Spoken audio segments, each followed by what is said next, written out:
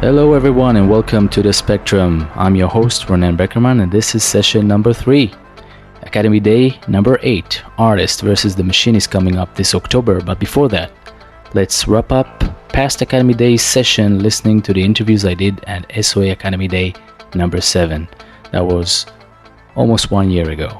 I got pretty ambitious on this one, trying to match that with the amount of interviews that I did. So this time around I'm speaking with Teddy Bergsman, the Scanmaster from Quixel, Paul Nichols from Factory 15, Frederick and Nicholas from Allegorithmic, Andreas Landgren from Tommorow, Tim Hoffman from Double Negative, Ondřej, Adam and Jaroslav from Render Legion, that is Corona Render for all of us, and Panos and Gamma from Foster and Partners for Chaos Group. Let's roll this one, session number 3, revisiting SOA Academy Day number 7. Enjoy.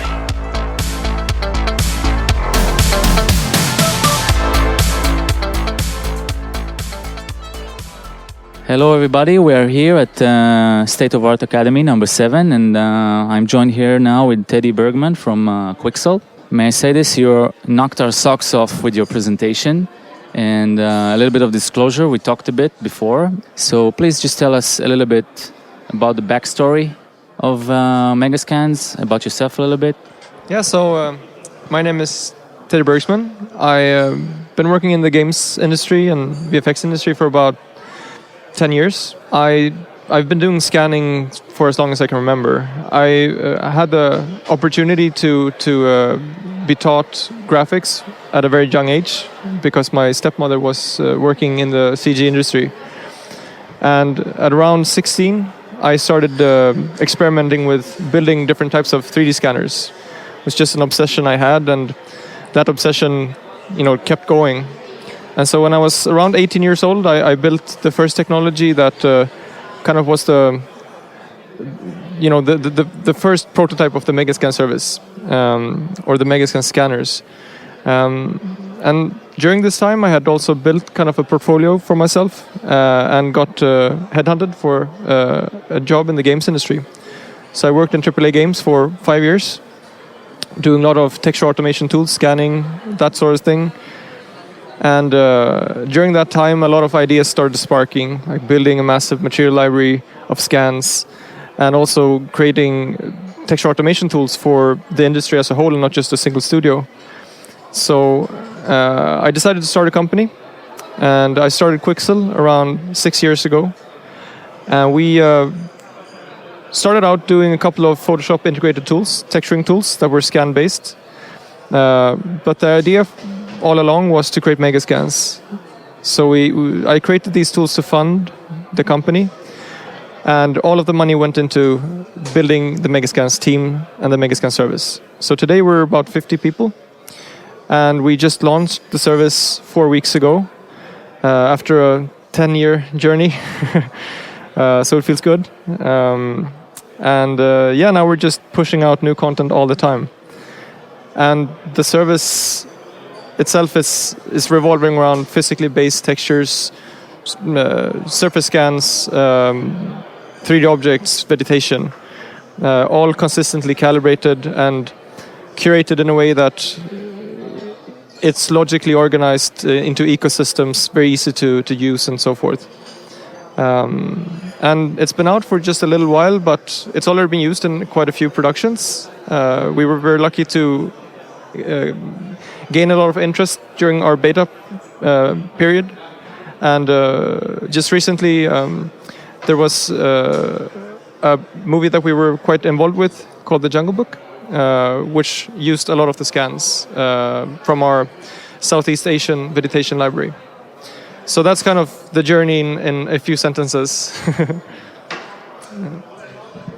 Okay, well, I'm sure it's pretty hard to appreciate that kind of vision, but tell me, did you have this kind of winning picture like 10 years ago when you first started? Did you have a crystal clear idea about what Megascans is going to be, or was it something that was evolving during the time in Quixel that was funding this process? And if you can add to that, how did you came around to doing this kind of scanner building? Because at 16 or 18, what was it that kind of drove you to do this kind of, tinkering with hardware essentially? Well, I'd say the vision was fairly clear from the very beginning. I wanted to create a very massive library of scans. I didn't expect to do 3D scanning in the beginning. It was mostly surface scans, and 3D scanning came very late in the project.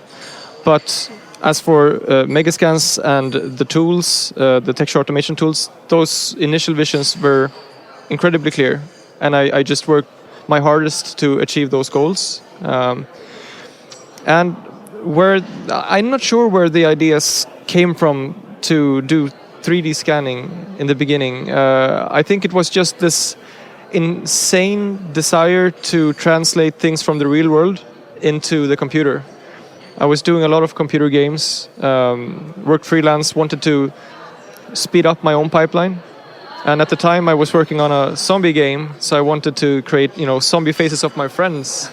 So I scanned a lot of friends' faces, and that's kind of how the technology evolved quickly, because I had so much fun with it. I just kept working on it, and as you become obsessed with something, that's the only thing you think about, the only thing you read up on, the only thing you dream about, and I still do. Yeah. Okay, so the general sentiment of the people at the conference hall during your presentation was that, first of all, they were amazed by the sheer volume of content and what it meant in terms of actually creating it. And then it's pretty clear, for me it was pretty clear that once you've seen it, then there's no way you can go back from it. So it's going to be something that's going to be prevailing throughout the industry, but specifically for architectural visualization, because we've seen the focus was on creating biomes and more organic assets that mostly are used in creating game environments. But in terms of focusing on the architectural visualization sector, what are your plans, what it is you do that can offer us the strengths of physically based scan library that we don't have today? Well, originally we were intending to release a bigger batch of the library at once, but we decided to go with the natural side of the library first during the beta, and then roll out our more hard surface scans as we went. We have a backlog of around 10,000 materials that we haven't released yet.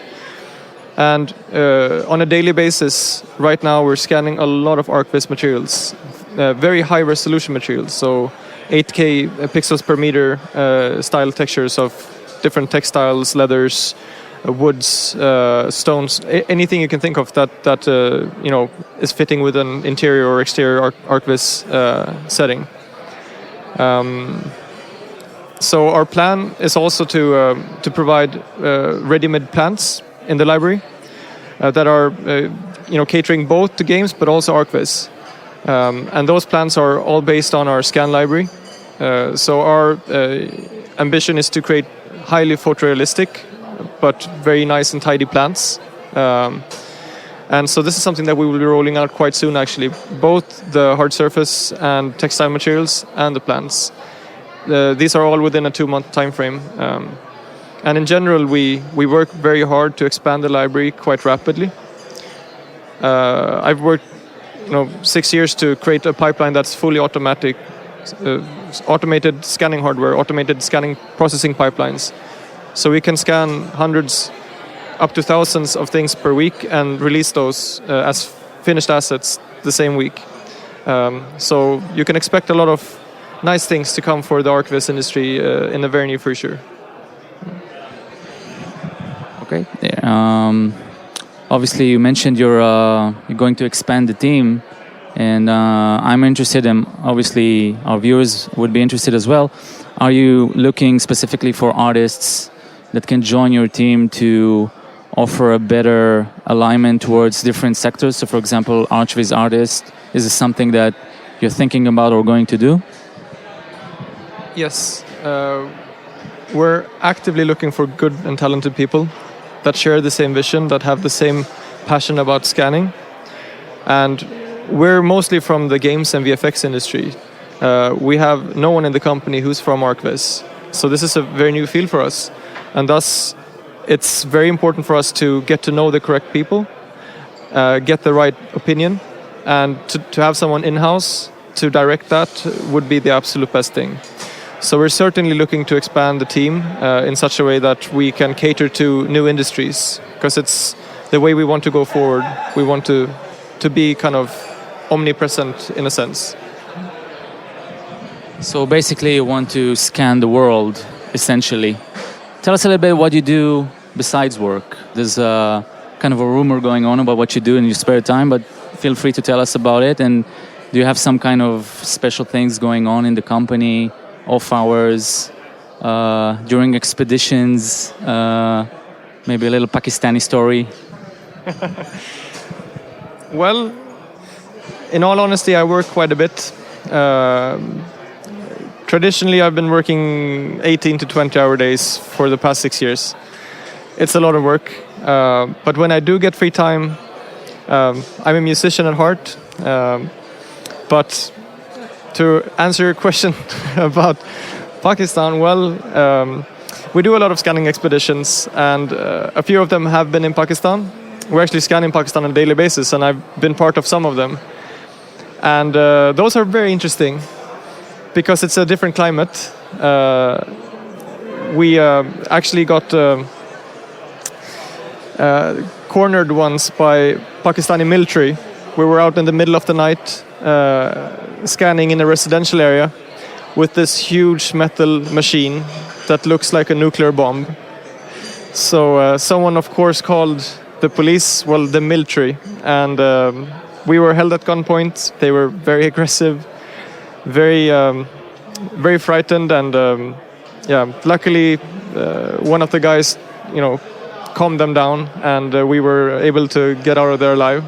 But that's the last time we ever scanned at nighttime in a residential area. Yes, never more. Okay, I think that's a good point, so people can appreciate the hard work and actually life-threatening work that involved in making Megascans. So is Megascans like the one and only thing on your mind, or do you have now, 10 years later, as it become a real thing, what's coming next, like in the 2 to 5 years, maybe longer, in your roadmap? Well, we, of course, want to expand the library in such a way that it contains any type of biome. That's the first goal, so to speak. Then Megascans is more than just materials. It's also a software pipeline that we want to expand on heavily. For instance, we have a tool called Megascans Studio, which allows you to blend different surfaces together. We're adding a lot of functionality to that, so that you can also, import your own scans and process them. You can, paint. You can combine 3D scans and 2D scans to create 2D tileables and this kind of thing. But looking past that and looking more into the future, kind of the applications that I want Megascans to be used in is, for instance, machine learning, being able to analyze an image, pick out which species of the plants that you see, and then look them up in the library, because we want to recreate it automatically. Because yeah, exactly. I am very passionate about automation. It's why I did Dido, for instance. It's a fully automated texturing tool. And this is the future I see for Megascans, that you can even draw a concept, and from that concept you should be able to source materials and objects and build a scene automatically, a starting point at least. And then we have many other passions in the company. We want to do more VR-centric experiences. We want to do other software that I can't talk about yet, but we have a lot of things on our minds for the future. Okay, well, one thing's for sure. Once you have something in mind, you probably achieve it. So it's really exciting to follow up on what your company is doing. So thank you very much. It was a pleasure. And we'll see you in the next interview.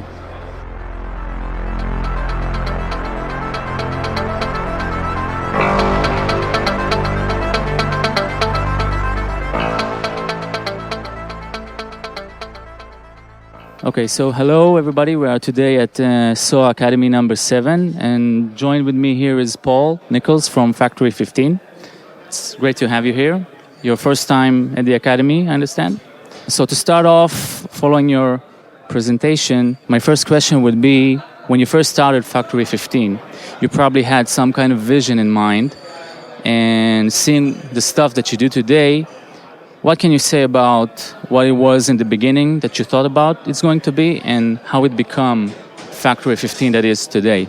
Yeah, first of all, thanks for everyone for inviting me here. I've had a really great day so far. And I think it's a really interesting question to kind of how we started, because when we started, we had this kind of goal of having kind of two strands to the company.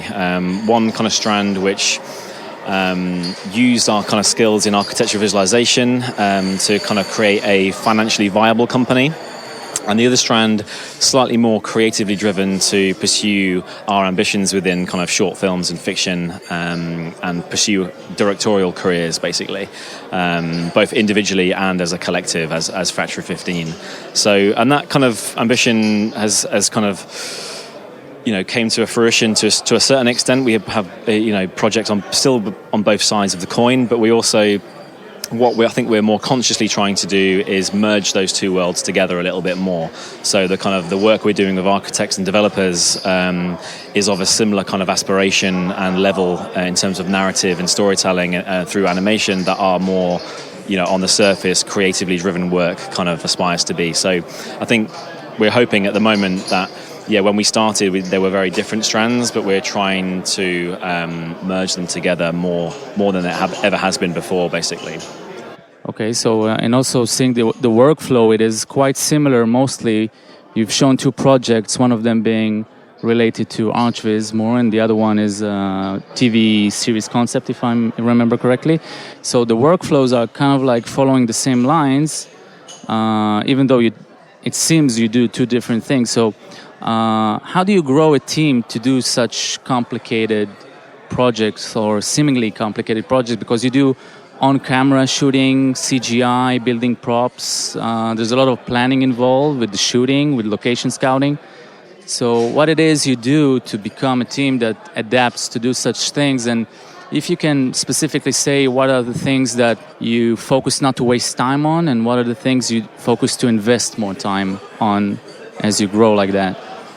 I think, so yeah, two-part question. I think the way that we developed those skills essentially stemmed from our kind of education in architectural in architecture. We specialized in architecture and fiction in our kind of in our postgraduate, where we specialized in doing animations and films instead of making like models or traditional architectural drawings.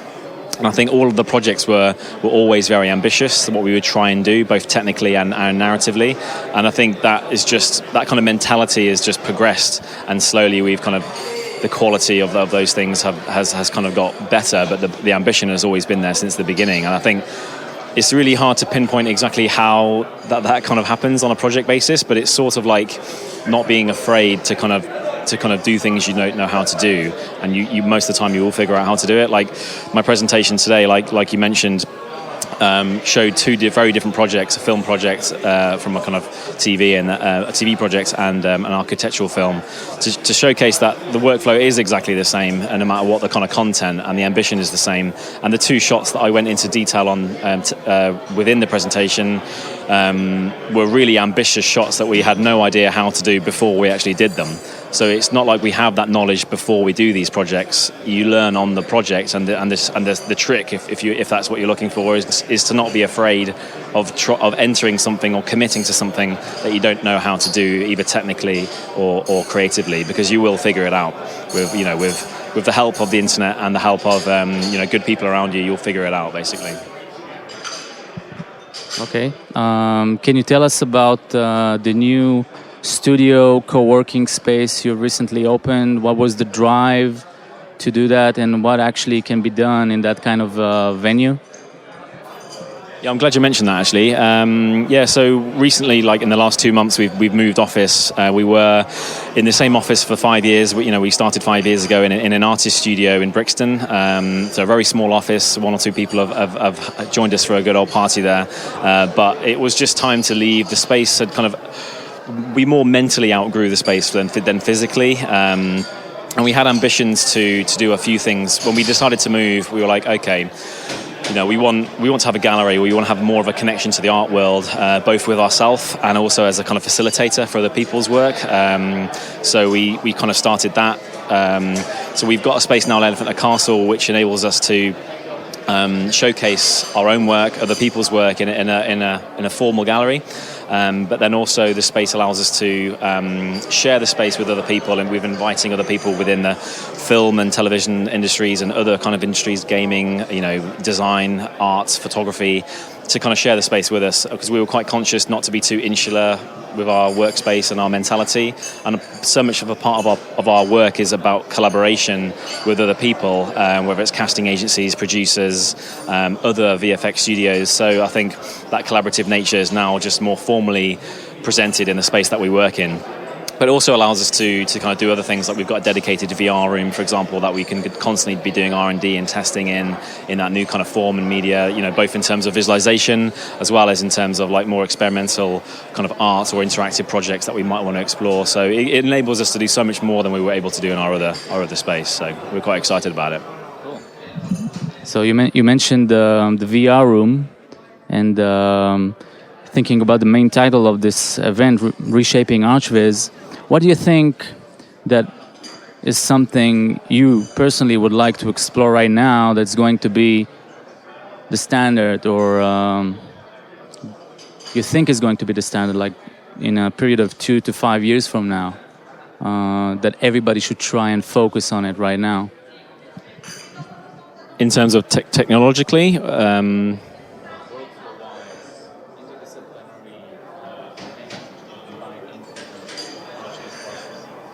I think I almost did a presentation about kind of VR and about kind of interactive, mediums that we've, done with you, with the Vineyard, and also with the other VR stuff that we're exploring. And I think what I wanted to do for this presentation was almost go back to basics. As part of something that I do when I teach in the MADI here in Venice, actually, and through other courses and presentations that we do to universities, is going back to basics, teaching about animation, storytelling, and filming. And I think what I wanted to do in the presentation was to highlight the fact that there should be more of a standard to architectural storytelling through animation and through the way that we make our films. And I think I went through a very technical breakdown of our workflow, which I don't think is necessarily the same as what everyone else does, but it's more, I guess, akin to a traditional film, how that would be made. And I think more people should be doing that, I think, within our industry, to get a real standard of quality in the films that we make in our industry, rather than, the fly-through is a dying breed now. Obviously, I think it's not that relevant to talk about the fly-through anymore, but in terms of still the way that we explore films is a very basic way compared to the rest of the entertainment industry. And I think if we could kind of standardize or kind of improve on that to the level that we aspire to be, then I think that's only going to be good for our industry. I think technologically, it's a tougher question, I think, because there's new toys every year, and I think it's really hard to kind of say what will be the standard. I don't think, for me at least, I don't think there'll be a standard like tool or application, or it will just be one kind of single workflow which then allows you to export images, animations, real-time files, interactive models. I think there will just be it won't even be a question of whether you're using V-Ray, Corona, Unreal. It will just be about all these applications will allow you to do everything, I feel, in the future. I think you'll just create an asset or a scene or a kind of development for an architect or whatever, and then it's up to you or the client then a conversation about what media gets exported from that, whether it might be stills in a photographic route or whether it's real-time file. So I guess I can see it merging in a sense that it's less of a choice at the beginning of what you could do, and more of a creative discussion with the client during the project's lifetime of what kind of things they want to market their proposal or building, and then having the flexibility technically to choose later whether it's one or the other. Okay. You mentioned teaching at the MADI here in Venice. Any insight to what teaching provides you when you go back to the studio? Any kind of things you bring back after you taught them that you realize you can do better or you can do differently? How's being a teacher can help within your own work?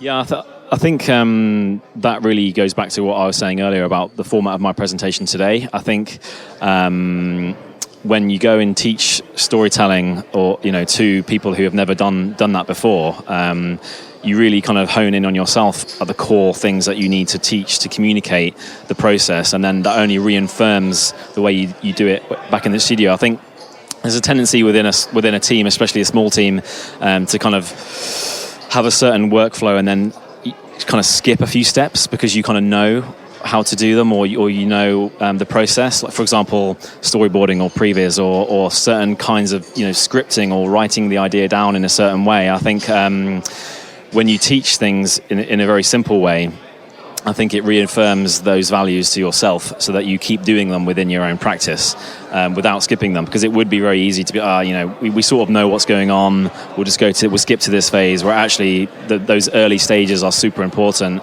to do, even though you think you've got a clear idea. Just because you do develop things very visually, very quickly when you do that medium. So.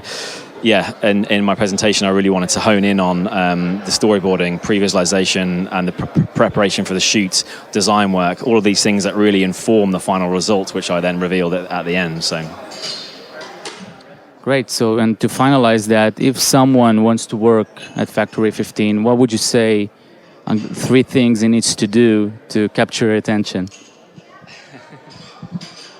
Yeah, that's a really good question. I think the first thing is ambition. I think you can get portfolios that have really nice images or whatever, but I think the scale of our work, like as you mentioned, can be quite daunting, I think, for some artists. That might be used to be working with smaller scenes or just stills or interiors or whatever it might be from a visualization perspective. Whereas because we deal with such massive scenes that require a lot of planning and a lot of, I think that can be quite daunting. So seeing someone who's got a little bit of animation experience, might not have like the most polished rendering skills, but have shown a really great ambition for the kind of work that they want to do, is always a really good checkbox of ours. We've taken on quite a few Italian interns over the years, so I guess being Italian is probably not statistically probably more likely to get a job in the studio. Liking dance music could also help, bit of techno.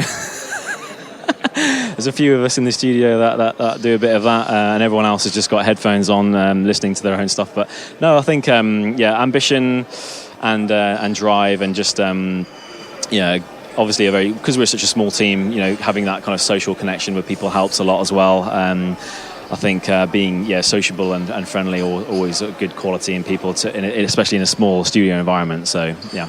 Okay, so thank you very much, Paul, and we'll see you in the next interview.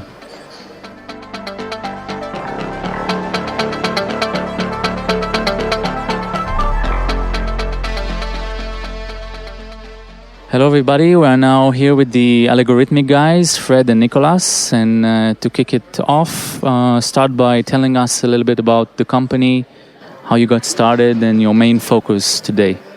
About the company, we've been created in 2003. We do software, 3D software, texturing software. Today we are world leader talking about the video game industry with more than 85% of AAA studios that are using our software to texture the major blockbuster video games. And we've been focusing since the last 2 years in the architecture and design industries. Okay, so initially obviously focused on gaming and now trying to expand. And can you maybe tell us from your perspective what kind of strengths in your software are going to solve weaknesses that we as archviz artists have in our workflow? What kind of, maybe name 3 things that we can benefit greatly from a tool such as the one you make? Well, usually what people do right now, they use photographs, and sometimes the material they want to achieve, they just don't have photos for that, so it doesn't exist, or it doesn't have the good quality. So sometimes you have to really do things from scratch, and you don't have choice. And the tools that exist today, well, you have Photoshop, but it's not meant for texturing. And designer is really good at managing geometric patterns and noises, patterns, stuff like that. And it's really good at that. And because of the 3D preview, you can really pre-visualize your material before importing it in 3ds Max or whatever. So this way you can really fine-tune your materials very quickly. And also the last point is the tiling. In Designer, everything tiles automatically. We have some nodes that make the bitmaps tiles automatically as well. So you just don't have to worry about tiling. And that's something that people struggle with is tiling by 3 points. Maybe I can add something. This is a procedural material, so it means that you have a material, but it's actually an infinity of materials. Because inside you have parameters that you can tweak infinitely. So if we take the example of a brick, for instance, you want to make a wall in brick, you can change the parameters, choose the brick you want, choose the size of the joint, the color, the height, everything. So every material you have makes you have an infinity of materials, which is really interesting compared to just an image, which is dead information actually. And if I go back to something you mentioned in your presentation, PBR, when it's mentioned in the archviz industry, was related mostly to defining a way of doing shaders, but PBR is much more than just the shaders. So can you maybe explain a little bit about the scope of PBR? And also, when someone starts using Substance Designer, then the learning curve, is it hard? Is it easy? Do you provide some kind of a preset of library that someone can just dive in and learn more easily how to integrate that into the workflow? So about PBR. So PBR is not just materials. It's lights, it's camera, it's render workflow. There are lots of concepts linked to PBR. And actually, renderers make physically based renders since a long time. But people maybe not. People don't feed the renders with correct information. And that's what we provide, is a way to make physically accurate materials. Energy conservation, final, and so on. They visualize the material as a physically accurate render.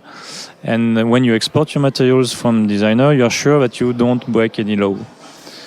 So, PBR is new. It's new in real time. And I think that because of real time, people start really understanding the benefits of doing things really close to reality.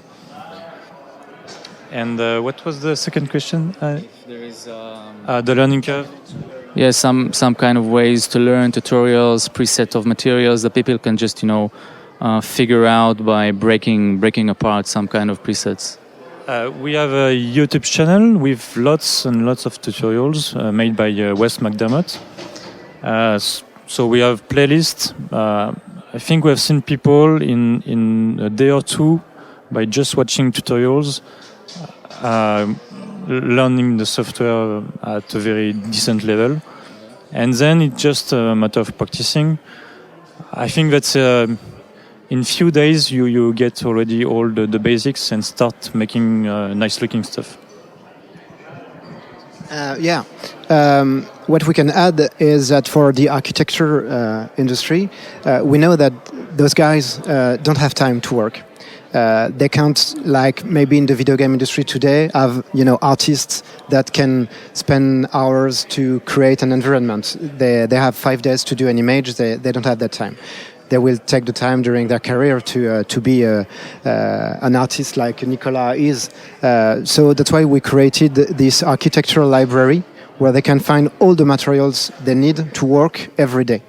So in 2 or 3 days, Nicolas or the guys that will do a training will be able to make them use the software and start creating their first materials. So that's great, to answer your question, 2 or 3 days. But with this library, they can work they can right away do walls, floor, roof, ceilings, etc. So that is great. Any plans for the future, specifically for architecture visualization, that you can share with us in your roadmap ahead?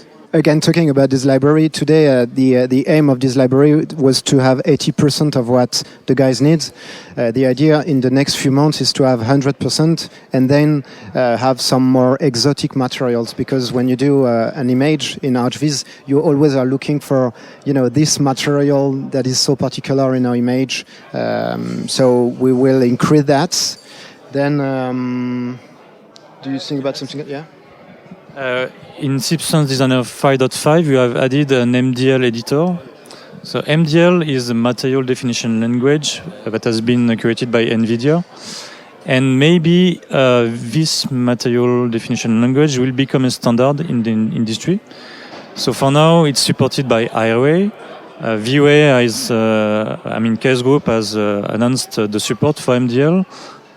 Corona has spoken about it as well, and Redshift, and so we see a tendency from the renderers publisher to adopt this material definition language. So it's very, it's a good news, because at least people will be able to share materials.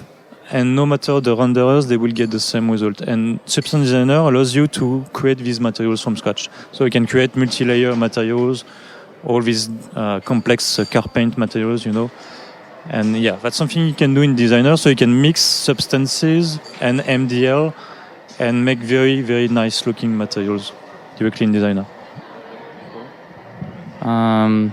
To wrap it up, I would ask: Do you have people at the company, like they are only artists that are testing the product, or do you look for people to join the company in that kind of a position, like artists, kind of trying to break and explore what the software can do for them? We actually plan to hire a lot of guys during in a couple of years. Today we have like 10 positions open. You can find on our website, so have a look at that. Then we can say that in the company we have lots of artists, because what is complicated with procedural materials is that you need guys that are very strong in math, but also artists. Guys like Nicholas are first artist before being just product manager, because to create in 3D a parquet floor, a wood, or the procedural marbles you can find on our website, you need to have this talent. So yeah, we are always looking for people that can do this particular job, to be procedural guys, but also an artist, most of the time.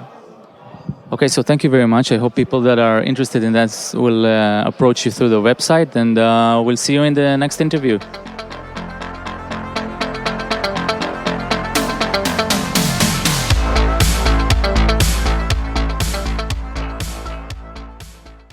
Hello everybody, we are here again at SOA Academy number 7, and this time joined with me is Andreas from Tommorow. It's a pleasure to meet you. Your studio's work been featured on the blog several times, getting best of weeks, really great works that been shared on the blog. And please, if you can tell the viewers now a little bit about yourself, how you got started with this business.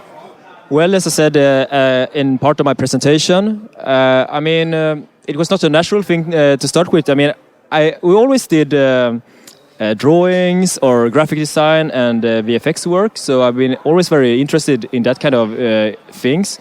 But I think just as for architectural visualization, that was kind of a coincidence that we got into that. Because from my hometown, there are not too much VFX studios and that kind of things. Actually, I wanted to become a concept designer in Hollywood to start with. But I guess my dreams of Hollywood never happened. Maybe in the future, who knows? So, we started up together with my two friends, Ragnar and Matthias, back in, it's like 2014? 2004, yeah, exactly. So, we just mastered all the tools and everything, but at that time there was, the only industry that actually was big in our city, we come from Gothenburg, it was the automotive industry. They were doing a lot of CG renderings at that time. But except that, I mean, to make a living out of your passion, it was kind of really hard. So we had to sit down and think, where can we start to get clients and money?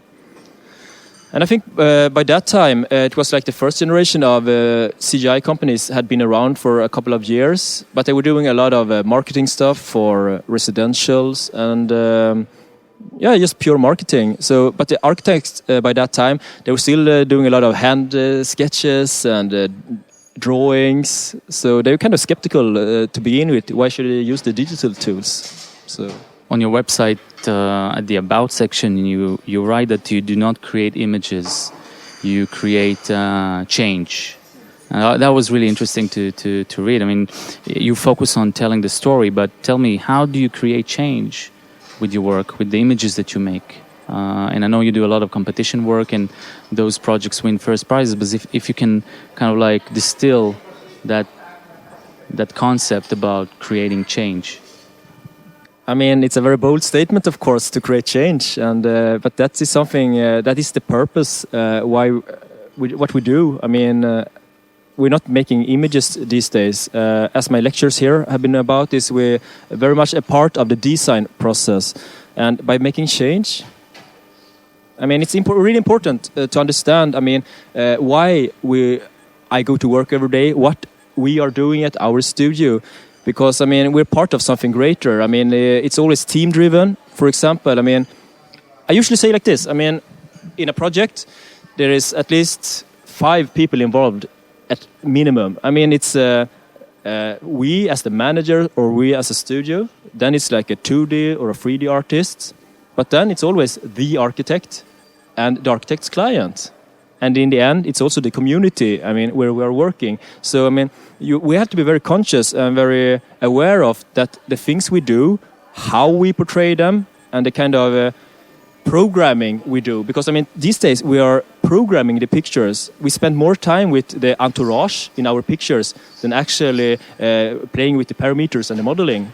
So everything we put in the pictures is very carefully placed and crafted, because it will, when people look at it, they will recognize some patterns, and that's the thing that they will either like or hate about our picture and in the end our client's proposal. So creating change is be very aware of what is happening and how we can work with it.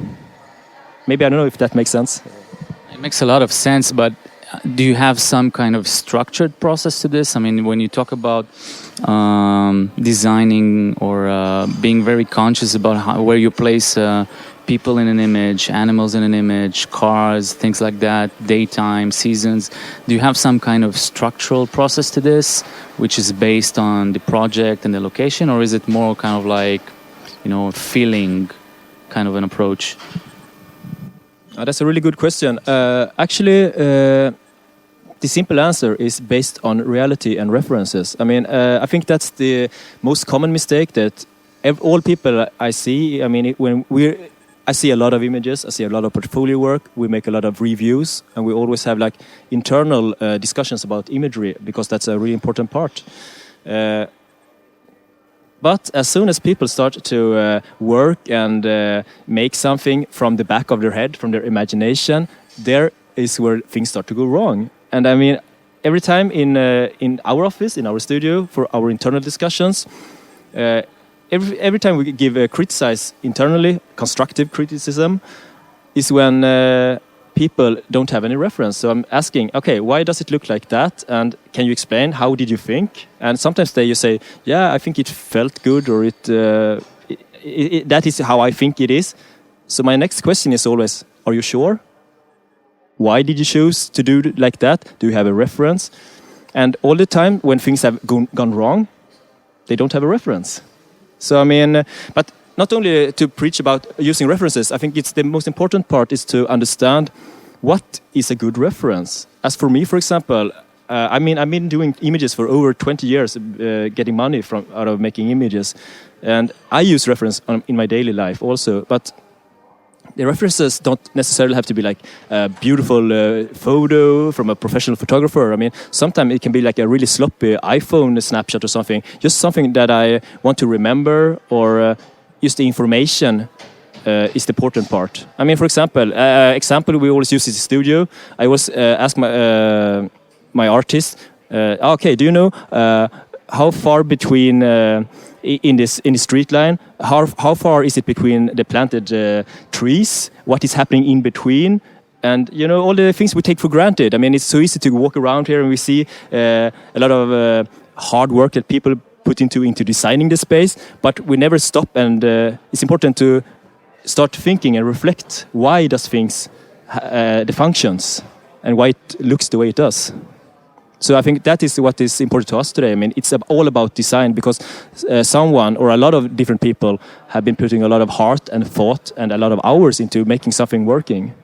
And we have to understand that part. Or how else can we make images that portray the reality? That's great insight. Can you tell me a little bit more about the competition work that you do? How much competition versus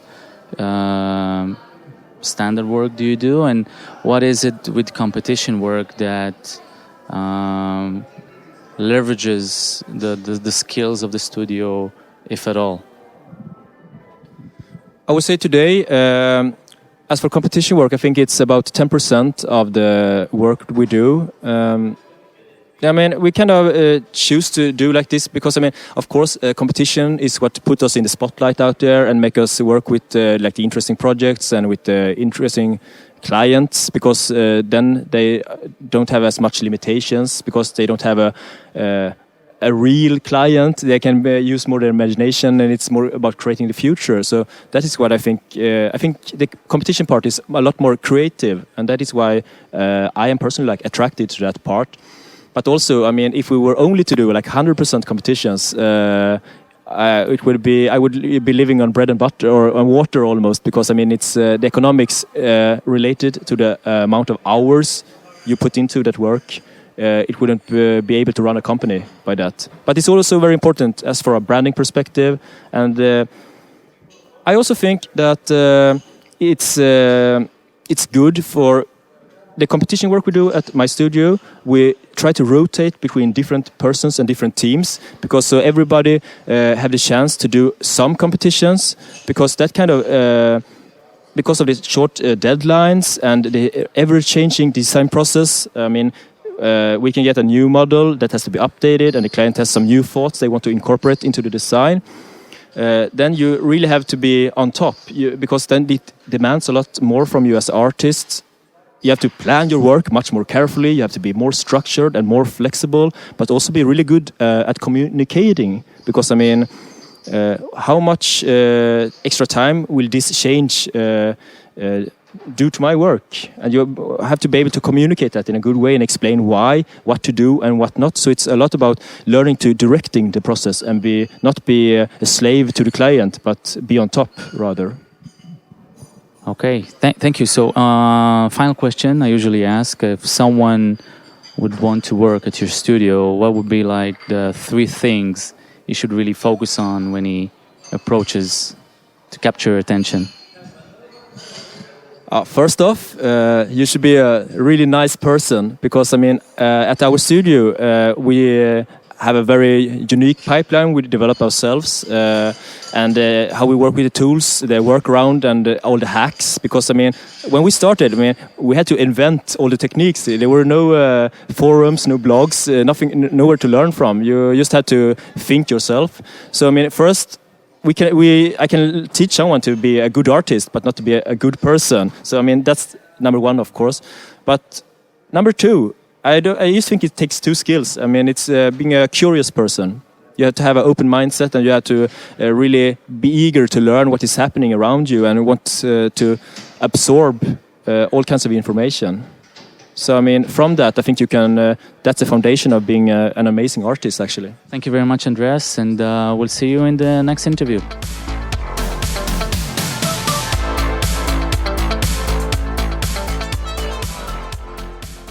Hello, everybody. We're here at State of Art Academy number 7, and I have the pleasure to host here Timothy Hoffman. And to start it off, please tell us a little bit about yourself. Introduce yourself to the archviz crowd. Okay. Hi, I'm Tim Hoffman. I was asked here to help demonstrate some methods from television and film to show you guys some methodology. Gian Piermo, he reached out to me and he wanted me to show a couple things using software that we use in the industry for film and television, mainly with also using V-Ray, but Mari, Maya, and V-Ray, kind of a technique that we used on films like The Walk and television shows like Gotham. But it's a relatively quick method, and you get photoreal results. So that's what I'm going to show. Can you tell us a little bit about your backstory, how you came to work in this kind of field, your educational background? Well, in 91, I graduated from State University of New York at Buffalo for media studies, which was technically filmmaking. This was right before digital art started. So, I mean, the computers weren't even really there yet.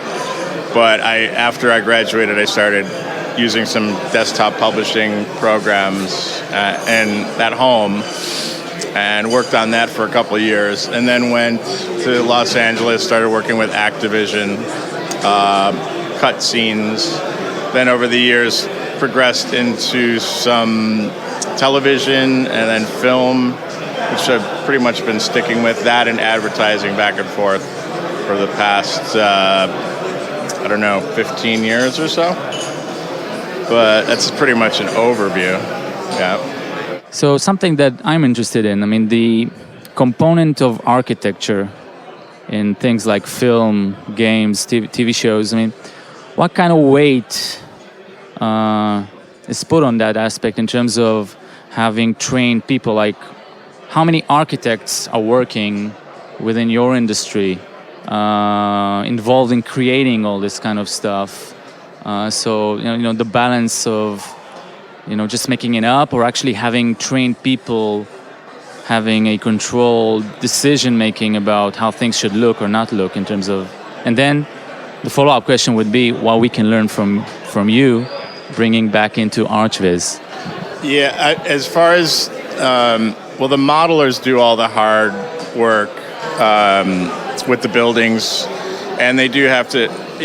pretty much use existing photography and concept work that's been created, and they have to match that. I don't know to be honest, I don't know how many of them have architectural backgrounds, but they do have the hardest job because the modeling is pretty time consuming. So, but you have a good team of modelers.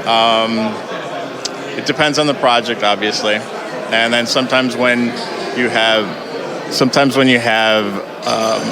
a large city, you can sometimes recycle models and things like that, but for the most part, you have to match photography, and the modelers have to be quick and efficient and make the models look, up to standards that'll hold up close to the camera, things like that. Okay, so when we go back from what you do into the architectural visualization field, what can we learn? I mean, right now, we're kind of at the point, we have some kind of an identity crisis. I mean, the field has matured to a point that photorealism is no longer a challenge. I mean, all the way, during the past 10 to 15 years, the challenge was how we can get the images looking really photorealistic. So, okay, now we solved photorealism. And now we are kind of like, okay, so what do we do now? And things like being able to tell a story, to convey an idea, going more into animation, cinematography, and add to that the VR experiences that we can do now. So we need to learn new things. So what would you say, like, 3 important things that we can learn from the film industry that we can bring into what we do now to leverage this to the next level?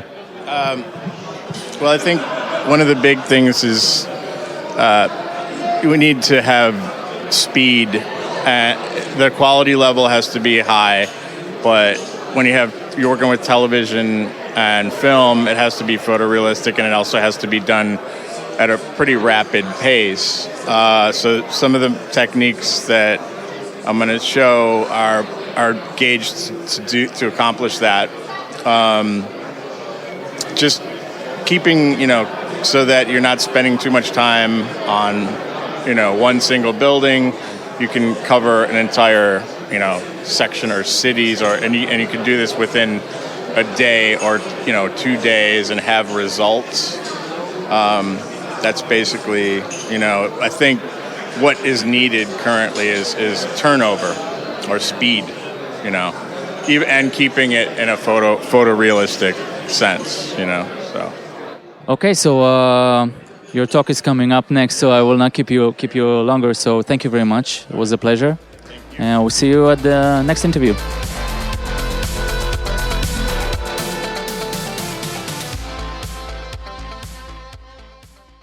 Hello again, everybody. We are here at the Academy Day number 7, and joined with me now are the Corona team. So to start it off, introduce yourself, your role in the team. Okay, hi, I'm Ondra. I'm the founding partner of Corona Renderer, and I started developing Corona in 2009, and since then I joined forces with Adam and Jaroslav, and right now I'm in charge of the development and technical side of the things. Hi, I'm Adam, and I'm responsible for business and sales. Hi, I'm Jaroslav. I have academic background, actually, some 15 years in research in computer graphics, and my role in the team is to put some of this experience into Corona to make it a much better product than anything else on the market. Cool. So it's very nice to have you here. I think, Ondřej, it's your first appearance and yours as well in the Academy Day. Adam and I have met a few times in the past, and Corona really established itself within the archviz industry. I'm using it in my studio. A lot of other artists and studios are using it now. So you have a pending release coming. So if you can share with us a little bit about the new features that we can expect in this one. Yeah, we will be releasing version 1.5 for 3D Studio Max, and it will be released on Monday, 10th of October. And originally we didn't expect it will be such a big release, but we start adding more and more features, and we've got really exciting features.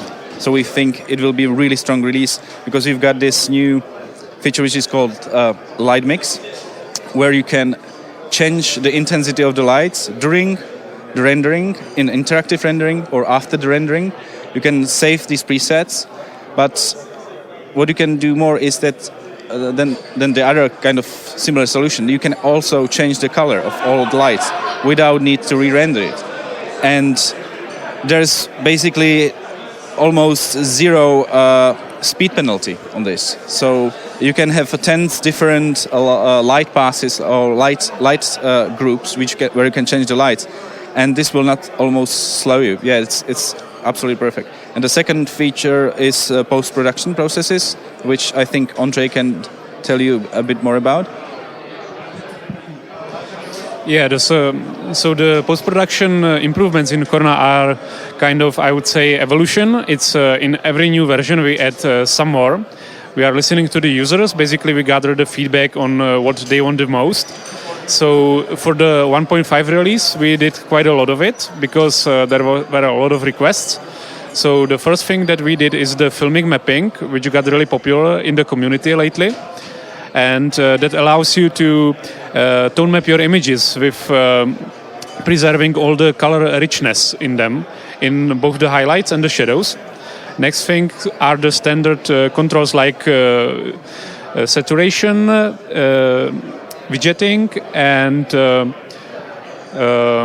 two big things which we did is the LUT support. So we support the standard lookup tables, and what we actually did for the 1.5 release is that we bundle about 80 of pre-made LUT files. We joined with the community, and some of the artists created some some of these files just specially for us, and these are now bundled in the Corona installer. So when you install Corona, you get all of them. And there's a nice UI, so you can quickly go through all of them and just select the look for your image, which you think works the best. And the last big post-production thing is a bloom and glare.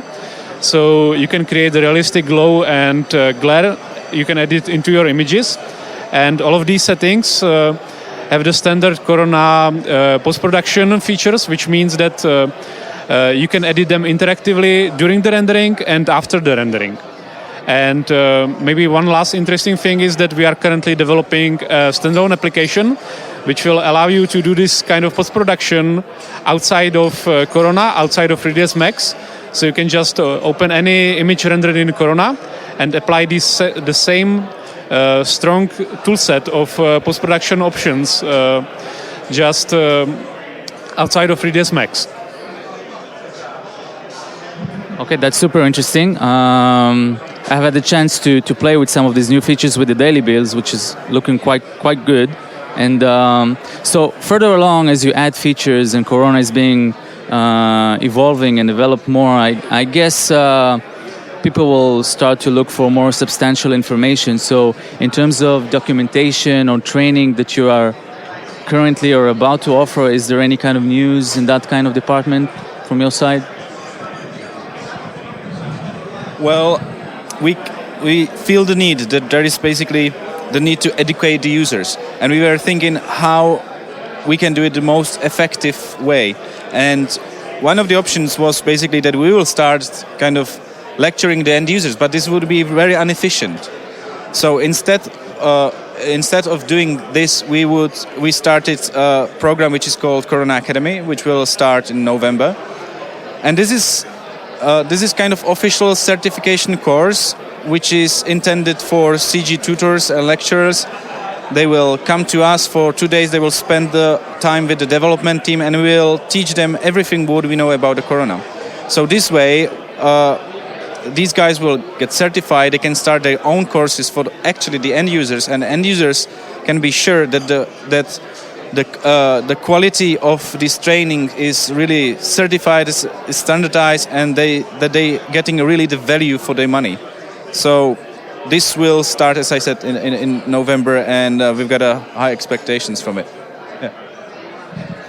Okay, and what about Corona working on other platforms? So right now it's mainly developed for 3ds Max. I know Cinema 4D as well. What about something that I hold dear to my heart, which is SketchUp? What about plans for that? Any kind of expected dates, and maybe some other platforms or solutions that you have in plan? Yeah, I can answer it. I'm very much involved with the development of our Cinema 4D plugin. So we went through a transition. This plugin has been developed for quite a while, but recently, as we did actually when we got a bigger team on Corona, we did a similar thing with the plugin where we found out some limitations of the initial approach. We went through a quite substantial rewrite, which allowed us actually to actually present the Corona virtual frame buffer and the picture viewer in a much better and synchronized way. We also have ported the code to Mac OS, so to OS X. So that also involved actually some internal structural changes. So we've been through this period of not releasing that many new versions because of this internal rewrite. But this has now been done. So we have released a beta version of the port to OS X, and now we're planning to release daily builds of the Cinema plugin on daily builds, bi-weekly builds probably, more likely. So this is the plan, and we're definitely planning to have a full up-to-date version of Corona for Cinema 4D for both Windows and Mac within at most 6 months. So that's our plan. At the same time, we're definitely aware of the needs to develop the SketchUp plugin. Absolutely. we're in the process of hiring the people. We definitely need to grow the team. We have essentially all we need to grow the team, except the right people. So we're definitely looking into hiring. So if there's anyone who would like to join the team, just let us know. And as soon as we get the right hire, we'll proceed with the SketchUp development, which right now is half a person on it. We definitely want to put at least 1 or 2 people on the development, so that within a year we can have a full version of the SketchUp plugin. So that's the plan. Yeah. I can just mention something more about the hiring, because you started about it. And our plan is basically, one of our longer term plan is not to be a company of just one product. We already got something more exciting in a way, which I will not describe in detail at the moment. So we are actually planning to almost double the development team in next 6 months, which will be probably the biggest kind of task which we did, because I think that the biggest problem is to find really good people who are really interested in actually programming for 3D applications, I would say. Okay, so that one you can't tell us, but if we look ahead, like 2 years, 3 years, maybe more, is there any kind of thing that you can share with us, what we can expect in terms of new technology, new workflows from Corona? GPU related maybe, or maybe you can add some information about that. At this point, I can comment on the plans of the development of Corona itself, but as Adam mentioned, we have bigger plans too. But as far as Corona itself goes, we definitely get this question about GPU all the time, and our position on this is that, well, when you look at it, the use of GPU is for a purpose. It's not a thing in itself, right? I mean, you do GPU rendering to gain speed, and we believe we have other and possibly better ways of gaining the speed, right? So GPU is really good at parallelizing really simple tasks, but actually the lighting simulation that is behind generating beautiful images is not really a simple process. And so we believe that by keeping it on the CPU and actually improving the algorithm which is behind the simulation, actually doing algorithmic improvements, will actually gain us the speed and also keep all the flexibility which comes with actually staying on the CPU. So this we'll actually be able to gain the speed without giving up anything that we would have to give up by going on the GPU. But of course, there's things that GPU is really good at. So all the post-processing that we've just implemented, we have it on the CPU, and we're definitely planning to use the brute force of the GPU to speed this up substantially, so that the workflow is much smoother and so on. So really, we're kind of like dividing our time in the development between new features. So of course we're young, so there's still features that we are missing, and we're putting them into the renderer. But at the same time, we feel that we now have finally the time to actually start actually putting some new advanced technology in the algorithm, so that we get the speed ups that we can actually get from the CPU by putting a little bit more of intelligence into the algorithms themselves. So that's the plan. Okay, so this is all exciting news, and I thank you very much for your time, and looking forward for the release and the upcoming features, and hopefully see you here next year. Okay, so thank you very much, and see you in the next interview.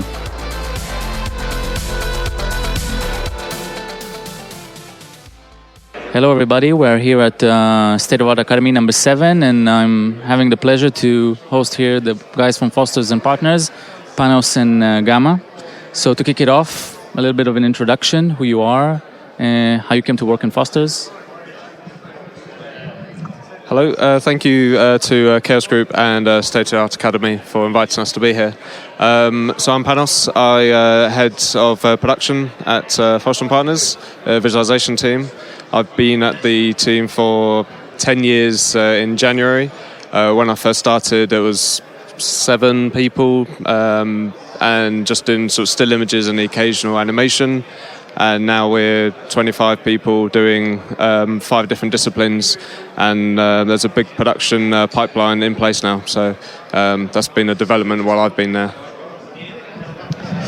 Hi, I'm Gamma Basra. I head up the visualization team. Myself and Jonathan Cox, who's head of film. I started the team probably 20 years ago. I've been with the office for about 24 years now. Started in Hong Kong on the Hong Kong airport as a CAD technician. And then grown on to develop the team, as Panos said, from the still images. And as we've grown, we've found a need for more moving images and motion design and using all these tools to help us communicate our designs. Cool. So there's a lot of history among you two. So tell me, I mean, we see work been done for Foster's by other companies, so still images and animations, but then there's you, the team, which is in-house. So how come you're not doing everything for Foster's, and what kind of special insight do you have, having the advantage of being always there, seeing all the work and growing from, like you told, from 7 to 25 people over this span of time? Yeah, we'd love to do all the work ourselves. It's just literally the amount of images that we're doing. I mean, when we first started doing it, 1 or 2 images would be done on a project for the life cycle of that project. But now, for every meeting, there are images required. So, we literally, we have about over 100 projects on site, ongoing. So that's not including competitions and other projects that we're doing. So, that's just the sheer numbers. But also, and I think it's really important to actually have an insight into other people doing images as well, because you learn and you understand how other people work. So sometimes you actually gain knowledge by using external people. Yeah, so the numbers of jobs are quite a lot, as Gamma said, and we can't just triple, quadruple our team to make up the numbers. It would just be obscene. So that's part of the reason why we go external a lot. And over the years, we collaborate more with the external companies. We either help them out with the models up to a certain stage, give them the backplate, they just do the Photoshop.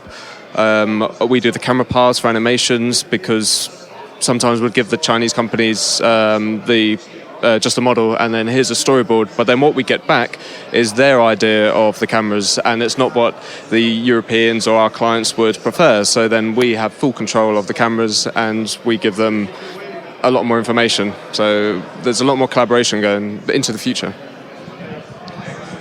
And by using some of the external companies, and like Panos was just highlighting there, we can actually take on more work as well. So we can do one film in-house while we're actually collaborating with another film externally. So that helps us do both things. And having a team in-house is very important to us. It's working closely with the architects. We can actually develop our skills and our designs and actually have those faster iterations on projects as well, so that we can really feedback to the clients, to our clients are our architects, actually feedback their designs very quickly, and also meet their deadlines. Their meeting deadlines is very important to our. Okay, so would you say your work is, in terms of the balance, is more design exploration, so versus studios like mine or others like D-Box and Squint Opera and others, they do the market, like the final marketing images. Would you say you do more of a design follow-up? Yeah, certainly. I mean, I think we're much more ingrained in the design process, so we can go through a lot of those iterations and more artistic images. And if we are after marketing images, absolutely, there's people out there in the wider world that actually are doing very higher level marketing images, and it makes sense to go and use those and to actually for that marketing process. So yeah. So being internal, we get to talk with the partners who are in charge of these jobs, find out what their project management timeline is for the entire project and when can we get involved. And we don't have to put all our effort, all our eggs into one basket for this date. Why don't we just go up to here and then we'll do something here and there's a halfway point. It's not just what they say, it's we work with them to make our lives easier and get the best result for them. Otherwise you're just going to work everyone into the ground, it's the wrong result and no one's happy. So there's a lot of to and fro in between what I mentioned in the presentation between the top four in our team, Gamma, myself, Clark and Johnny, on how to work with partners. Okay, so over the years, when you grew the team and had your workflows put in place, what three things you can offer us that you learned during that process that we might not be aware of, given the advantage of working inside an office like Foster's? Honesty, being honest with your client up front, let them know a little bit about how you feel and what your artists are capable of doing in the time. Otherwise, if you offer them the world, they're going to want it and more, and then you set yourself up for a big fall. Yeah. Always undersell yourself and over-deliver. Well, that one we know. Okay, so you're hiring, I guess. So in terms of the candidates, if you can offer them like 3 tips, what they need to do or to show to capture your attention. I think it's really important. There's a couple of things that we always look for. One, obviously, if you've been selected to come for an interview, we've looked at your CV, so you've obviously got a certain skill set.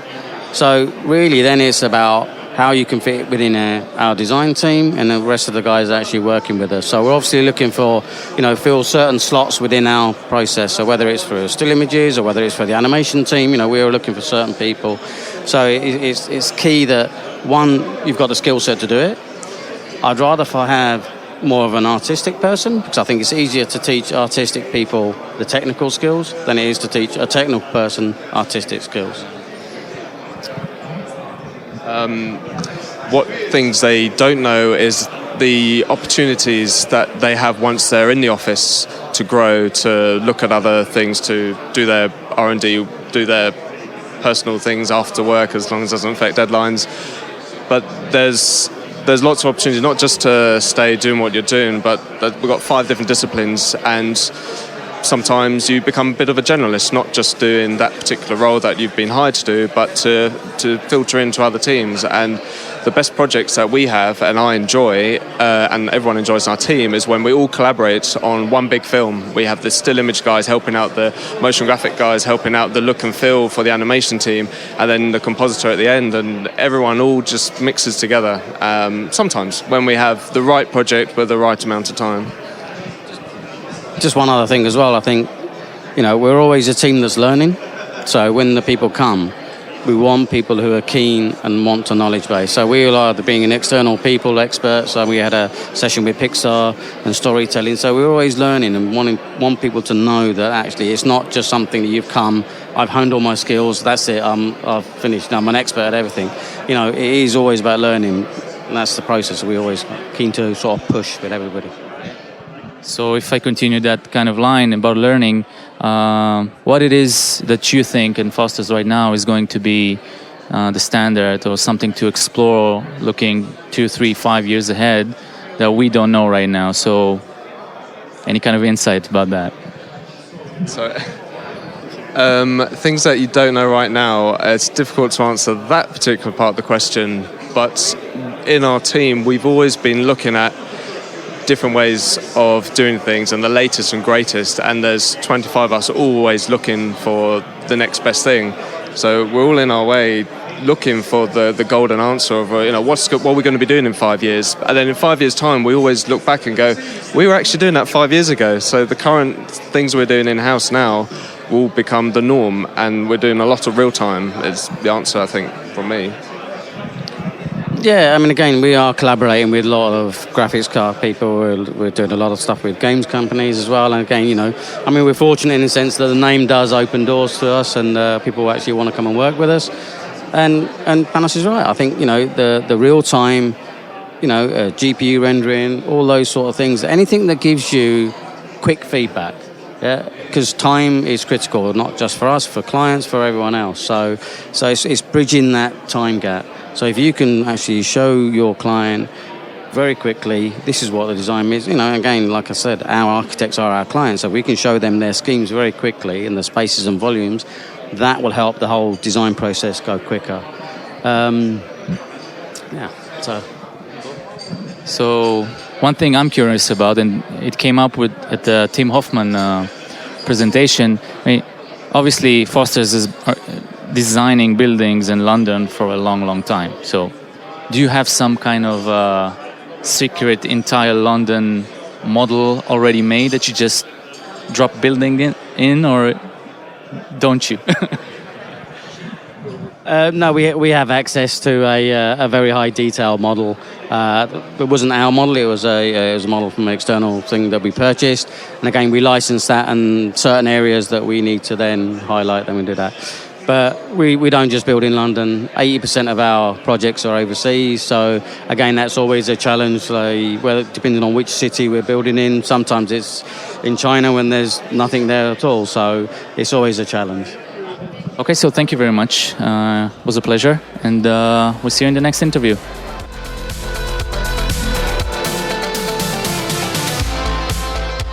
That is all for session number 3. Thank you very much for listening, and be sure to subscribe to the Spectrum. I'll see you in the next episode, a standard Spectrum episode with a Boundary in London. I had the pleasure of visiting in the offices of the Boundary, speaking with Peter and Henry about all things related to brute force visualization. Yeah. So, see you next time. Bye bye.